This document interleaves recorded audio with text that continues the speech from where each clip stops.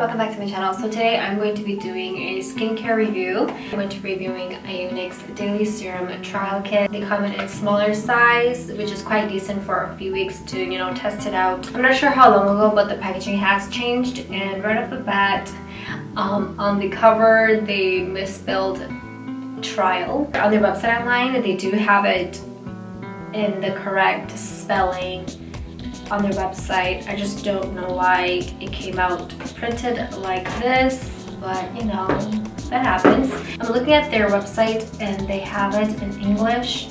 They do have some misspelled words in the description, so yes, that happens, I suppose. There's actually a barcode in the bag, which you have to download an app, and it says you can, if you scan the barcode, you can see if it's a legit product.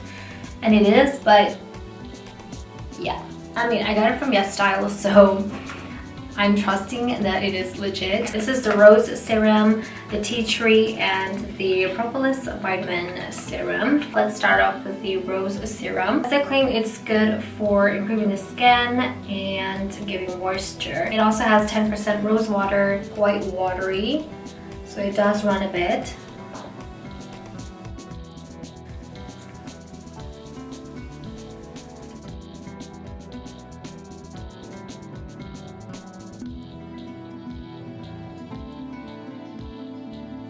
Usually serums are quite thick, but for these serums, they're pretty much the same consistency, very watery and very light. The color is just transparent. There's no rose or any type of pink hue to it. Very moisturizing. It doesn't break my skin out. I have combination and sensitive skin, so it's really good for it.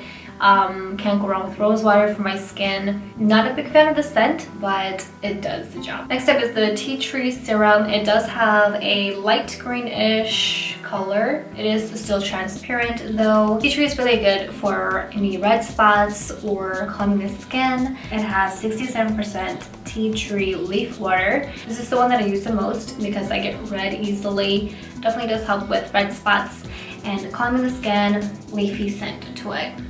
Next up, we have the Propolis Vitamin Serum. According to the website, it's from vitamin tree fruit extract, helps calms and brightens sensitive and dry skin. And it has about 70% propolis extract, sort of like this yellow orange type of color.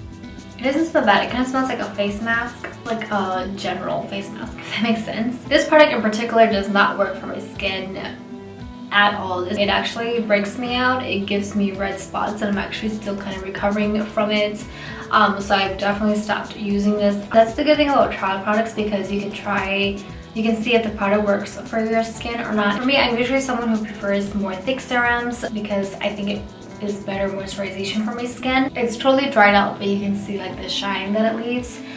So I guess it all depends on someone's preference. Anyway, that's all for today's review on these serums. I hope that you find it helpful. Thank you so much for watching, and I'll see you in my next video.